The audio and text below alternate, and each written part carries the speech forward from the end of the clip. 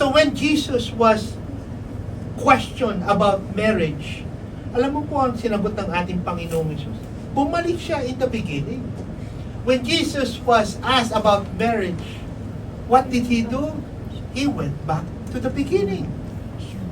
He went back to the creation. Back to the definition of marriage as given by God Himself. Kung sumusunod tayo kay Kristo, at siya ang pinaka number one example po natin, kung anong ginawa ng Panginoong Hesus, ganoon rin po dapat tayo. Alright? Susunod rin po tayo sa Kanya. Sabi po rito, let's see, marriage, again, was created by God as a sacred covenant relationship between a man and a woman. Wala na pong iba, based on a public vow or lifetime faithfulness. Kapatid, ito ang i-embrace natin. Ito ang foundation natin. Kung hindi ito ang foundation natin, ano man ang bubuuin natin on top of this foundation, shaky. Pero kung ito ang foundation natin, kapatid, kung ano man yung ibubuo mo dyan, magiging matibay. Whatever the foundation is, ganun rin po ang magiging structure. And having this structure or having this foundation, the man and the woman should leave his or her father and mother.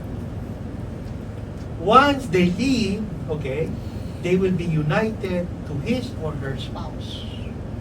And the two will become one flesh and form a family. The question, my ending question, ano ba ang pamilya? Ano ba ang pamilya? Spiritual speaking, we are all family. All family. Pero yung basic unit of society, yung tinangnan natin kanina na foundation. Well, let me give you a biblical meaning of a family.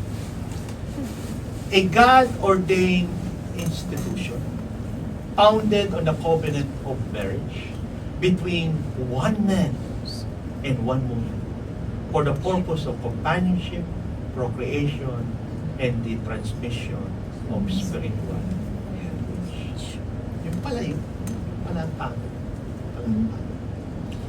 Napakabigat po ng topic na to, itong serye po natin. 4 na Sunday po tayo mag-aaral about this marriage of family. Do we think we say, ang bottom line nun, would it be glorifying God? Tayo po ay may mga pamilya. We have family back home in the Philippines. I encourage you to pray for your family. Marami na pong silang pamilya. Huwag na po natin dagdagan. Ask God for wisdom. Ask God for strength.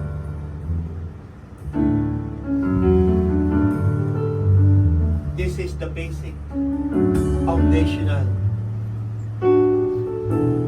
structure po na gusto ng ating Diyos.